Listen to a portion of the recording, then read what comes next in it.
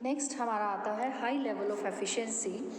High level of efficiency management की अगर है तो मैनेजमेंट अच्छे डिसीजंस लेती है, अच्छी जगह कैपिटल को, फंड्स को इन्वेस्ट करती है और अच्छा प्रॉफिट कंपनी अर्न करती है, और इसकी वजह से कंपनी का रेट ऑफ रिटर्न जो होता है वो ज़्यादा होता है और कंपनी जो है वो ज़्यादा कॉन्टिन्यूटी में अगर कंपनी अपनी प्रॉफिट्स को बढ़ाती है तो कंपनी ये कहा जाता है कि कंपनी की अंडर कैपिटलाइजेशन की सिचुएशन आ जाती है। Then desire to retain control. Number 7, ये कोज़ ये है कि प्रमोटर्स अगर नहीं चाहते कि कंट्रोल उनके हाथ से जाए तो ऐसे में भी वो कम जो है शेयर्स का नंबर इशू करते हैं ताकि कंट्रोल उनके हाथ में बना रहे, और जिसकी वजह से अंडर कैपिटलाइजेशन हो जाता है। Next, difficulty in raising capital. कई बार प्रमोटर्स चाहते हुए भी शेयर्स इशू नहीं कर पाते, उनको कैपिटल इकट्ठे करने में प्रॉब्लम आती है, जिसकी वजह से कम कैपिटल इकट्ठी होती है, लॉन्ग टर्म कैपिटल जो शेयर्स डिबेंचर से आती है, और फिर वो कैपिटल की इस कमी को शॉर्ट टर्म के लोन्स लेकर पूरा करते हैं, जिससे कि उनकी जो कैपिटल जो है वो कम होती है और शॉर्ट टर्म कैपिटल वो यूज़ कर रहे हैं, लोन्स यूज़ कर रहे हैं, और जिसका जो इफ़ेक्ट ये होता है कि अर्निंग वहाँ से जो होती है वो कंपनी की ज़्यादा होती है, प्रॉफिट्स कंपनी के बढ़ते हैं और कंपनी की लेकिन लॉन्ग टर्म की जो कैपिटल है वो कम होती है। तो ये थे हमारे कॉजेज़ जो हमारा अंडर कैपिटलाइजेशन के पॉइंट्स हैं। देन आता है effects of under capitalization. Effects में हम 3 तरह से इफ़ेक्ट्स को आगे एक्सप्लेन करते हैं कि कंपनी को क्या उसका इफ़ेक्ट है, और शेयर होल्डर्स को इफ़ेक्ट नंबर 2, और थर्ड है सोसाइटी को। जब हम कंपनी के इफ़ेक्ट्स की बात करते हैं तो सबसे पहला ये है कि increase in competition.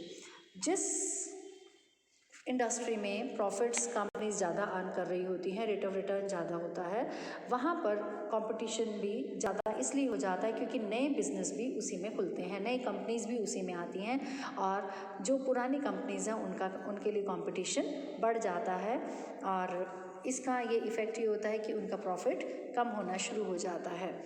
Number 2, increase in rate of taxes. जितना प्रॉफिट ज़्यादा होता है उतना टैक्स भी ज़्यादा देना पड़ता है, और टैक्स एक बर्डन ही बन जाता है कई बार कि बहुत ज़्यादा प्रॉफिट होने पर उन्हें टैक्स भी ज़्यादा देना पड़ता है। Number 3, increase in government interference.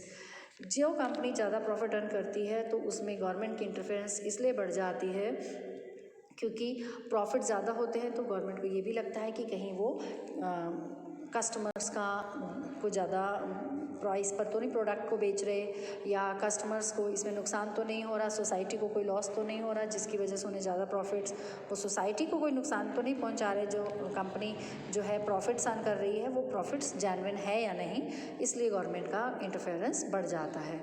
Then limited marketability of shares का प्राइस बहुत ज़्यादा अगर हो जाता है प्रॉफिट ज़्यादा होने के केस में, तो भी उनकी अगर शेयर्स को बेचना हो तो कई बार कस्टमर नहीं मिलते हैं, ज़्यादा प्राइस होता है, और ऐसे में हम ये कह सकते हैं कि कंपनी के जो शेयर होल्डर्स हैं उन्हें कंपनी के शेयर्स को बेचने में कई बार मुश्किल आती है। Number 5, rise in workers demands workers की क्यों बढ़ती हैं, क्योंकि उन्हें लगता है कि कंपनी जो प्रॉफिट ज़्यादा अर्न कर रही है उनकी वजह से वो कर रही है, क्योंकि कंपनी में उनका प्रोडक्शन में कंट्रीब्यूशन होता है, सभी में वो उनका रोल होता है, तो ऐसे में वो वेजेस और बोनस इन सब की डिमांड करनी शुरू कर देते हैं, तो वर्कर्स की डिमांड को भी कंपनी को पूरा करना पड़ता है। डिससेटिस्फेक्शन अमंग कस्टमर इसलिए डिससेटिस्फाइड होते हैं क्योंकि कस्टमर्स को ये लगता है कि ये जो ज़्यादा प्रॉफिट है उनको उनसे ज़्यादा प्राइस चार्ज होने की वजह से हो रहा है, कि कंपनी उनको ज़्यादा महंगा प्रोडक्ट बेच रही है, और प्राइस ज़्यादा होने की वजह से उन्हें प्रॉफिट्स हो रहे हैं, तो कंपनी के जो कस्टमर्स होते हैं कई बार वो जो है उनको लगता है कि कंपनी के प्रोडक्ट का प्राइस ज़्यादा है, और फिर कई बार वो गवर्नमेंट की तरफ से भी इंटरवेन होता है कि उन्हें अपने प्राइस को कई बार कम करना पड़ता है। Then manipulation by management. Under capitalize अगर कंपनी है तो वो मैनिपुलेशंस फिर करती है कंपनी को फेयर कैपिटलाइज दिखाने के लिए, अपने प्रॉफिट्स को कम या ज़्यादा जो मैनिपुलेशन करके हम कर सकते हैं वो कंपनी के मैनेजमेंट जो है कराने की कोशिश करती है, मैनिपुलेशंस कराने की कोशिश करती है, ताकि कंपनी को टैक्स कम देना पड़े, या जो इस तरह के जो इफ़ेक्ट्स नेगेटिव इफ़ेक्ट्स हैं कंपनी को कम बेयर करने पड़े। देन नेक्स्ट आता है effects on share holders. Share holders को इसके इफ़ेक्ट्स मैक्सिमम पॉजिटिव होते हैं। कैसे? हाई रेट ऑफ डिविडेंड मिलता है शेयर होल्डर्स को। नंबर 2, इंक्रीज़ जो है उनका मार्केट वैल्यू बढ़ जाती है शेयर्स की, और कंपनी के जो शेयर्स जो हैं वो ज़्यादा प्राइस पर मार्केट में बिकते हैं। Effects on share holders under capitalization के हम कर रहे हैं, जिसमें नेक्स्ट है easy availability of loans. Easy availability of loans का मतलब कि कंपनी को के शेयर्स अगर वो कहीं पे गिरवी रखते हैं तो उन्हें आसानी से उसके बदले में लोन मिल जाता है। नेक्स्ट है इफ़ेक्ट्स ऑन सोसाइटी। सोसाइटी को इफ़ेक्ट्स हमारे जो नंबर 1 पे आता है इंक्रीज़ इन इंडस्ट्रियल प्रोडक्शन।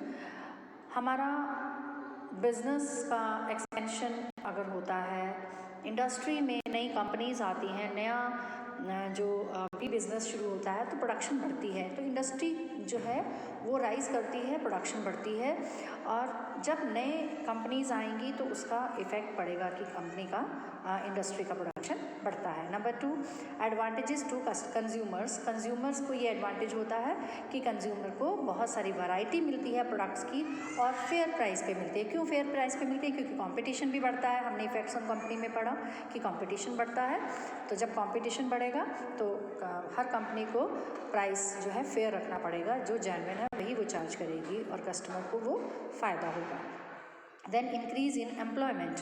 जब नई कंपनीज़ प्रमोट होती हैं, बनती हैं और प्रोडक्शन बढ़ता है तो एम्प्लॉयमेंट भी जनरेट होता है, और एम्प्लॉयमेंट जनरेट होने का मतलब हमारी अनएम्प्लॉयमेंट की प्रॉब्लम जो है वो सॉल्व होती है। Then positive effect on economic development. Overall अगर कहा जाए तो अंडर कैपिटलाइजेशन से इकोनॉमी की डेवलपमेंट में पॉजिटिव उसका जो है इफ़ेक्ट आता है, मतलब कि इकोनॉमी जो है वो राइज़ करती है, डेवलपमेंट बढ़ता है। तो ये हमारे इफ़ेक्ट्स ऑफ अंडर कैपिटलाइजेशन थे। नेक्स्ट हेडिंग आता है इसमें रेमेडीज़ फॉर अंडर कैपिटलाइजेशन, कि हम अंडर कैपिटलाइजेशन को कैसे ठीक कर सकते हैं।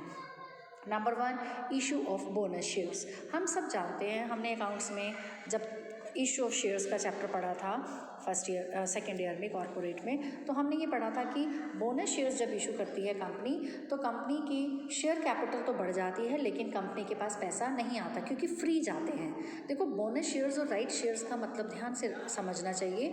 बोनस शेयर्स वो होते हैं शेयर्स जिनके बदले में कंपनी के पास पैसा नहीं आता, फंड्स नहीं आते, लेकिन कैपिटल बढ़ती है।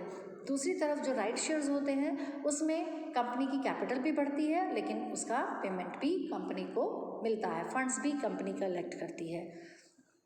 तो बोनस शेयर्स जब कंपनी इशू करती है तो उनकी कैपिटल बढ़ जाती है, लेकिन उनके जो अर्निंग्स जो होती हैं वो उतनी ही रहती हैं, और उससे क्या होता है, नंबर ऑफ़ शेयर्स बढ़ जाते हैं। नंबर ऑफ़ शेयर्स बढ़ते हैं तो उनका जो रेट ऑफ डिविडेंड जो है पर शेयर जो होता है वो कम हो जाता है, जिससे कि उनका डिविडेंड पर शेयर और अर्निंग पर शेयर कम हो जाता है। Number 2, issue of fresh shares. Simple shares भी इशू किए जा सकते हैं अगर कंपनी अंडर कैपिटलाइज्ड है due to shortage of capital. तो ऐसे में जो शॉर्टेज ऑफ कैपिटल को जो सॉल्व किया जा सकता है, कैपिटल और इशू करके की जा सकती है, नए शेयर्स इशू किए जा सकते हैं। कैपिटल बढ़ जाता है तो ऐसे में उनका जो अंडर कैपिटलाइजेशन वाली सिचुएशन है वो ठीक हो जाती है। एक थर्ड है इसमें पॉइंट हमारा रेमेडीज़ में, स्प्लिटिंग ऑफ शेयर्स। जो हमारा इसमें स्प्लिटिंग ऑफ शेयर्स जो है वो क्या है? स्प्लिटिंग ऑफ शेयर्स होता है कि जैसे 50 रुपीज़ का शेयर है, उसको हम 2 पार्ट्स में या 5 पार्ट्स में डिवाइड कर दें। जब हम किसी भी 100 रुपीज़ के शेयर्स को 2 पार्ट्स में डिवाइड कर देते हैं, 50-50 के 2 बना देते हैं, तो इसका इफ़ेक्ट ये पड़ता है कि हमारे नंबर ऑफ़ शेयर्स बढ़ जाते हैं। अब जब नंबर ऑफ़ शेयर्स बढ़ जाते हैं तो पर शेयर जो उसके ऊपर अर्निंग होती है वो कम हो जाती है। ये एक आप ये कह सकते हो कि मार्केट में जो मैसेज जाता है वो थोड़ा मैसेज दूसरी तरह से चला जाता है कि पर शेयर उनकी जो है अर्निंग जो है वो कम दिखाई जाती है, मैसेज इस तरह से जाता है। इसको एक एग्जांपल से हम समझ सकते हैं कि जो कंपनी के मान लीजिए शेयर्स हैं 10,000 और 20 रुपीज़ ईच उसका शेयर का प्राइस है, तो और कंपनी की अर्निंग्स हैं 80,000।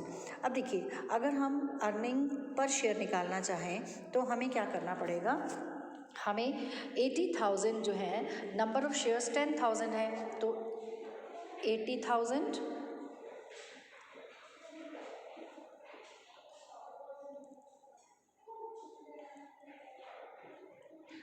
डिवाइडेड बाय 10,000 हमारा आ जाएगा 8 रुपीज़ पर शेयर हमारे पास इसमें वो आ जाता है कि हमारा जो है पर शेयर अर्निंग है। लेकिन अगर मान लीजिए कि वो कंपनी जो है दोबारा स्प्लिटिंग ऑफ शेयर्स करती है, उसमें 20 रुपीज़ जो शेयर था उसको 10 में कन्वर्ट कर देती है, तो नंबर ऑफ़ शेयर्स जो हैं वो बढ़ जाएंगे। और अब जो नंबर ऑफ़ शेयर्स बढ़ेंगे वो 80,000 डिवाइड हो जाएगा 10,000 की बजाय 20,000 से, तो 20,000 नंबर ऑफ़ शेयर्स हो जाएगा। तो 20,000 से जब डिवाइड करोगे तो आ जाएगा 4 रुपीज़। जब हम दूसरा करते हैं 80,000 डिवाइडेड बाय 20,000, ये बुक में करके दिखाया हुआ आपके 4 रुपीज़ आ जाता है। तो ये भी एक तरीका है कि पर शेयर जो है वो अर्निंग इसमें कम हो जाती है और ये हमारी अंडर कैपिटलाइजेशन जो शो कर रही होती है जो सिचुएशन वो कवर हो जाती है इसमें। अब कंपैरिजन की बात आती है, over capitalization and under capitalization का कंपैरिजन अगर हम करते हैं, वैसे तो कहा जाता है कि दोनों ही नहीं होने चाहिए, लेकिन ओवर कैपिटलाइजेशन की सिचुएशन जो है वो ज़्यादा अच्छी नहीं मानी जाती और उसको कंपनी को बहुत जल्दी ही कवर करना पड़ता है, कवर कर लेना चाहिए, नहीं तो धीरे धीरे एक ऐसी सिचुएशन आती है ओवर कैपिटलाइजेशन की वजह से कंपनी बंद हो जाती है। तो ओवर कैपिटलाइजेशन को हमें सबसे पहले कवर करना है। अगर कंपनी अंडर कैपिटलाइज्ड है तब भी ये कहा जाता है कि कंपनी को जो है अंडर कैपिटलाइजेशन को भी कवर करना है, उसे भी ठीक करना है और फेयर कैपिटलाइजेशन रखना चाहिए कंपनी में। लेकिन अंडर कैपिटलाइजेशन को कवर करना, उसकी रेमेडीज़ जो हैं वो बहुत सक्सेसफुल होती हैं कि इशू ऑफ बोनस शेयर्स कर दिए जाएँ, फ्रेश शेयर्स इशू कर दिए जाएँ या स्प्लिटिंग ऑफ शेयर्स कर दिया जाए, मतलब इसे हम आसानी से कर सकते हैं और जो हमारा इफ़ेक्ट है वो इसमें कवर हो जाता है, मतलब अंडर कैपिटलाइजेशन को हम फेयर में कन्वर्ट कर सकते हैं। तो दोनों ही सिचुएशंस जो हैं वैसे तो ठीक नहीं है, लेकिन वो अंडर कैपिटलाइजेशन जो है वो ख़राब जो है पोजीशन को बताती है कंपनी की, तो कंपनी को उसको सबसे पहले ठीक करना चाहिए। नेक्स्ट पॉइंट आता है हमारा इसमें वॉटर्ड कैपिटल। वॉटर्ड कैपिटल क्या है? जब किसी कंपनी की शेयर कैपिटल जो है वो उसको रिप्रेजेंट करने के लिए उतनी अमाउंट की अगर एसेट्स नहीं होती हैं, तो ये जो एक्सेस कैपिटल जो कहा जाता है कि जो जिसको कोई रिप्रेजेंट एसेट नहीं कर रही है, वो कैपिटल जो होती है वॉटर्ड कैपिटल मानी जाती है। तो वॉटर्ड कैपिटल का मतलब होता है कि जो कंपनी की realizable value of assets company है वो less than their book value, उनकी बुक वैल्यू से कम होती है, तो वो वॉटर्ड कैपिटल होती है। क्या रीज़न क्या होते हैं वॉटर्ड कैपिटल के? वॉटर्ड कैपिटल के जो हमें प्रॉब्लम की बात आती है वो तब आती है जब कंपनी का इनकॉर्पोरेशन जो होता है वो कुछ ऐसी सिचुएशंस में होता है कि जिसमें वो वॉटर्ड कैपिटल आ जाती है। जैसे कि जब नंबर 1 कि when at the time of incorporation of the company promoters are issued excessive number of shares for their services. Promoters company को बनाते हैं और अपनी सर्विसेज के बदले में कंपनी के शेयर्स बिना कोई पेमेंट दिए लेते हैं, फ्री लेते हैं। और अगर कंपनी जो है अपनी अर्निंग्स को नहीं सफिशेंट अर्निंग, मतलब आगे आने वाले टाइम में कंपनी अर्न नहीं कर पाती है ज़्यादा, तो ऐसे में जो ऐसे शेयर्स बिना पेमेंट के कंपनी प्रमोटर्स को इशू करती है, तो उन शेयर्स के लिए हम ये कहते हैं कि उससे कंपनी की जो कैपिटल कंपनी की बनती है वो कैपिटल क्या हो जाती है? Watered capital. नंबर 2 इसमें एक और है कि जब प्रमोटर्स जो हैं एसेट्स खरीदते हैं कंपनी की और वो हाई प्राइसेस पे ख़रीदते हैं, तो जो ज़्यादा प्राइस पे खरीद लेकिन उसकी रियल वैल्यू अगर कम है तो ऐसे में वो भी वॉटर्ड कैपिटल का कॉज बन जाती है। और एक और रीज़न है इसका, जो इंटेंजिबल एसेट्स हैं, हम सबको पता है कि इंटेंजिबल एसेट्स गुडविल होती है, कॉपीराइट्स होते हैं, और अगर कंपनी इसको महंगे रेट पे ख़रीदती है और उनकी जो आगे लेकिन लेटर ऑन उसका फ़ायदा कंपनी को ज़्यादा अगर नहीं मिलता है, और ये कंपनी के लिए भी एक वॉटर्ड कैपिटल का रीज़न बन जाते हैं। बहुत इम्पोर्टेंट पॉइंट आता है difference between watered capital and over capitalization. अब ये जो है वो इम्पोर्टेंट बहुत, आप इसको समझ सकते हो कि हमारा इम्पोर्टेंट 4 मार्क्स में पूछा जाने वाला कई बार क्वेश्चन होता है कि वॉटर्ड कैपिटल और जो ओवर कैपिटलाइजेशन में फ़र्क क्या है। देखिए, ओवर कैपिटलाइजेशन जो होती है वो हमारी ऐसी सिचुएशन होती है जब कंपनी कॉन्टिन्यूटी में कुछ टाइम तक अपने कैपिटल के रिलेशन में जो उनका रेट ऑफ रिटर्न होना चाहिए वो कम रहता है, तो ऐसे में ये ओवर कैपिटलाइजेशन होता है। और हमारी वॉटर्ड कैपिटल क्या होती है? वॉटर्ड कैपिटल जो होती है कि वो ऐसी सिचुएशन है और वो इनकॉर्पोरेशन के टाइम होती है कि जब कंपनी की जो रियल जो एसेट्स होती हैं वो उससे उसकी जो एसेट्स का मार्केट प्राइस है वो उसकी रियल से कम होता है। तो हमारा वॉटर्ड कैपिटल का जो इनकॉर्पोरेशन के टाइम जो है, अगर हम बात करते हैं तो इनकॉर्पोरेशन के टाइम वॉटर्ड कैपिटल जो होती है वो होती है, लेकिन ओवर कैपिटलाइजेशन आने वाले सालों में जब कंपनी बिजनेस करना शुरू करती है और अर्न नहीं कर पाती उतना रेट ऑफ रिटर्न, तो ऐसी कंपनी ओवर कैपिटलाइज्ड बन जाती है।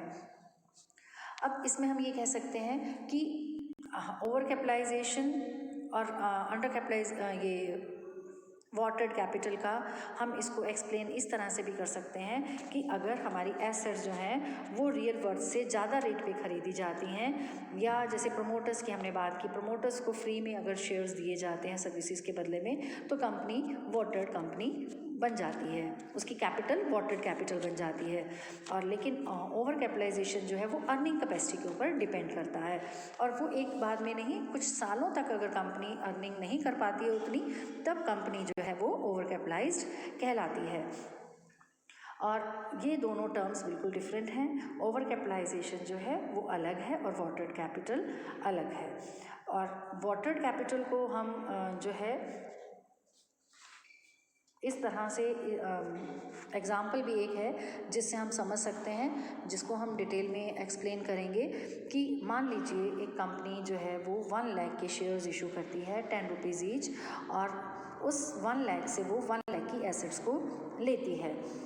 अब क्या होता है कि मान लीजिए जब बाद में हम इनकॉर्पोरेशन के टाइम बाद में देखते हैं, उसके बाद देखते हैं कि उसकी रियलाइजेबल वैल्यू जो है वो मान लीजिए सिर्फ 75,000 है। तो 75,000 जो है उसकी जो रियलाइजेबल वैल्यू है वो कम हो गई। अब इसका मतलब कंपनी वॉटर्ड कैप में कंपनी की जो कैपिटल है वॉटर्ड है 25,000 से 1 लाख होना चाहिए, लेकिन है कितना 75, तो 1 लाख माइनस 75 कितना हो गया 25,000। इसी एग्जाम्पल को समझा रही हूँ मैं कि जब कंपनी मान लीजिए वॉटर्ड कैपिटल थी 25,000 से, लेकिन कंपनी बहुत अच्छा काम करती है, आने वाले सालों में वो कंपनी बहुत अच्छी अर्निंग्स लेती है और उसको एवरेज 18,000 का कंपनी को अगर मान लीजिए कंपनी जो है प्रॉफिट होता है, तो कंपनी का अगर अर्निंग जो है वो कैपिटलाइज करते हैं हम 6% से, तो कैपिटलाइजेशन का जो फॉर्मूला है उसका हम निकालते हैं, तो हमारा 18,000 इंटू 100/6, इसे हम सॉल्व करेंगे तो हमारा आ जाता है कैपिटलाइजेशन कितना आ जाता है 3 लाख। अब ऐसे में ये देखो कि कंपनी वॉटर्ड कैपिटल थी लेकिन कंपनी ओवर कैपिटलाइज नहीं है क्योंकि अर्निंग उसकी सही है। अब दूसरा इसको एक एग्जांपल इसी को उन्होंने बताया कि अगर 1 लाख की कंपनी की रियलाइजेबल वैल्यू है, मतलब 1 लाख की कैपिटल थी, 1 लाख की उसकी रियलाइजेबल वैल्यू है, लेकिन कंपनी की अर्निंग 18,000 की बजाय अगर वो 4,200 एनुअल होती हैं और हम उसे अगर कैपिटलाइज करेंगे तो ऐसे में हमारी कैपिटलाइज्ड वैल्यू आ जाएगी 70,000। अब यहाँ पर कंपनी जो है अर्निंग कम हो रही है तो कंपनी ओवर कैपिटलाइज्ड है, लेकिन कंपनी में वॉटर्ड कैपिटल भी नहीं थी, तो ये ज़रूरी नहीं है। हमें ये समझना चाहिए कि वॉटर्ड कैपिटल जो होती है वो रिलेटेड होती है रियलाइजेबल वैल्यू ऑफ एसेट्स से। जब हम उसकी मार्केट में देखते हैं कि मार्केट में उसको रियल में कितना पैसा मिल रहा है, और अगर वो कम मिल रहा है उसकी रियलाइजेबल वैल्यू मार्केट में, तो हम कहते हैं कि वो वॉटर्ड कैपिटल है। लेकिन जो ओवर कैपिटलाइजेशन है वो रियल वैल्यू से हम बात करते हैं, एसेट्स की रियल वैल्यू जो है वो किससे कैलकुलेट होती है, अर्निंग कैपेसिटी से। बिजनेस की जो अर्निंग कैपेसिटी है, अगर बिजनेस की अर्निंग जो है वो कम रहती है तो बिजनेस जो है वो ओवर कैपिटलाइज्ड हो जाता है। तो यहाँ पर ये डिफरेंस बहुत इम्पोर्टेंट है, आप सबको इसको जो है विद एग्जांपल समझना है, और आपका ये बहुत इम्पोर्टेंट शॉर्ट नोट में भी वॉटर्ड कैपिटल के ऊपर किसी भी तरह से शॉर्ट नोट में वो पूछ सकते हैं। Thank you. Thank you. इसके साथ हमारा ये चैप्टर कैपिटलाइजेशन का ख़त्म होता है। नेक्स्ट 4th चैप्टर नहीं करेंगे। इसके बाद अब हम प्रैक्टिकल पे डायरेक्ट आ जाएंगे, जो हमारा पहला चैप्टर बनेगा प्रैक्टिकल का, cost of capital, chapter number 7। हम नेक्स्ट वहाँ से पढ़ाई करना शुरू करेंगे। ये 3 चैप्टर्स जो आगे के 4, 5, 6 थ्योरी के हैं, ये हम बाद में कवर करेंगे। पहले अब हम इसका प्रैक्टिकल स्टार्ट करेंगे।